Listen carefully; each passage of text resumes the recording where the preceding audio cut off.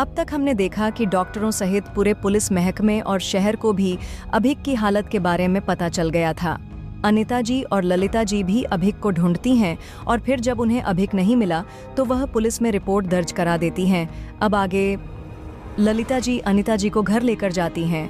अनिता जी अभी भी रो रही थीं।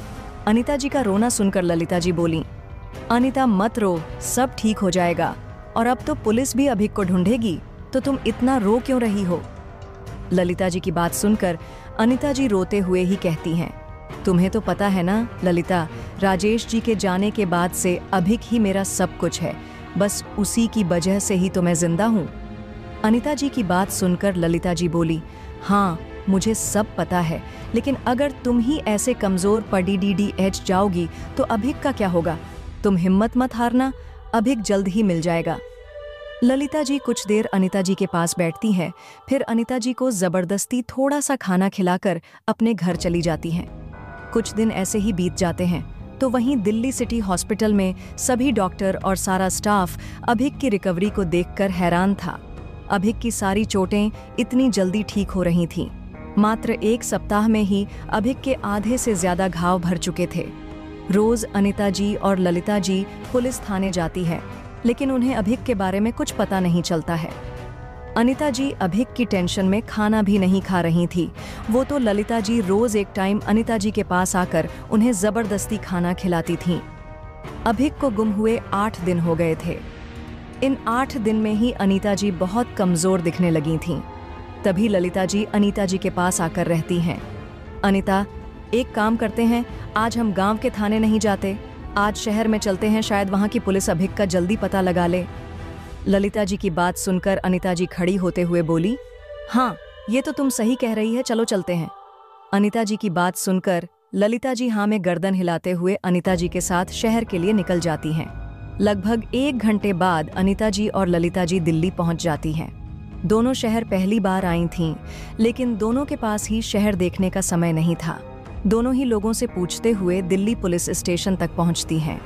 पुलिस स्टेशन में अंदर जाने के बाद अनिता जी एक पुलिस कांस्टेबल को अभिक के लापता होने की रिपोर्ट दर्ज करती है, जहां पुलिस वाला अनिता जी से अभिक का हुलिया पूछता है और कहता है, सुनो, आपके पास कोई फोटो वगैरह है? अगर होती तो हमें भी ढूंढने में आसानी होती। पुलिस कांस्टेबल की बात सुनकर अनिता जी एक फोटो कांस्टेबल को देते हुए बोली कि हाँ जी है ना, फोटो ये रही फोटो। अनिता जी फोटो कांस्टेबल को देकर उसके आगे हाथ जोड़ते हुए फिर से कहती है, सर मेरे बच्चे को ढूंढ दीजिए। इतना कहकर अनिता जी रोने लगती है तो ललिता जी अनिता जी को संभालती हैं। कांस्टेबल तो अभिक की फोटो दिखाते हुए खुद से मन में ही बोला, अरे हमें ऐसा क्यों लग रहा है कि हमने इसे कहीं देखा है। तभी पुलिस कांस्टेबल अनिता जी की बात सुनकर और उनका रोना देखकर बोला, अरे बहन जी आप रोइए मत, जैसे ही हमें आपके बच्चे के बारे में कुछ भी पता चलेगा हम आपको फोन कर देंगे, बस आप सूचना देने के लिए हमें अपना नंबर बता दीजिए। पुलिस कांस्टेबल की बात सुनकर ललिता जी उन्हें अपना नंबर दे देती हैं, जो पुलिस कांस्टेबल अभिक की फोटो के पीछे ही लिख लेता है। रिपोर्ट दर्ज कराने के बाद अनिता और ललिता जी दोनों गांव के लिए निकल जाती हैं। अगले दिन सुबह का समय वही पुलिस कांस्टेबल जिसने अभिक के गुम होने की रिपोर्ट लिखी थी, वह कुछ अपने साथी कांस्टेबल के साथ खाड़ीडीडीएचा होकर चाय पी रहा था। तभी वह अचानक बोला, अरे भाई अब हम तुम्हें क्या बताएं, कल 2 औरत हमारे पास एक 18 साल के बच्चे की रिपोर्ट लिखवाने आई थीं। उनका बच्चा 8 दिन से लापता है। उस कांस्टेबल की बात सुनकर उसके बाकी के साथियों में से एक बोला, कौन बच्चा है, कोई फोटो वगैरह ली है तुमने या नहीं?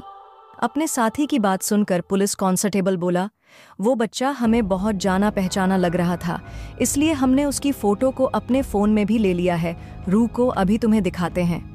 इतना कहकर वह पुलिस कांस्टेबल अपनी चाय जल्दी से एक साइड रखकर अपनी पैकेट से फोन निकालता है और अभिक की फोटो देखने लग जाता है।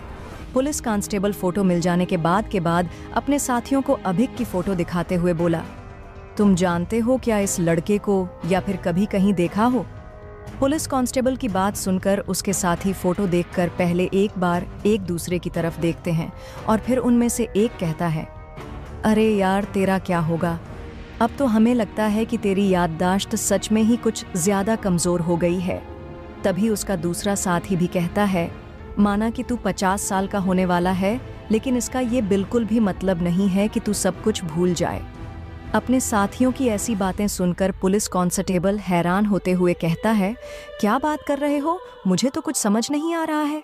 तभी उसका एक साथी अभिक की फोटो की तरफ अंगुली करते हुए बोला, अरे पागल, ये वही लड़का है जो ट्रक की टक्कर के बाद भी मर के जिंदा हो गया था।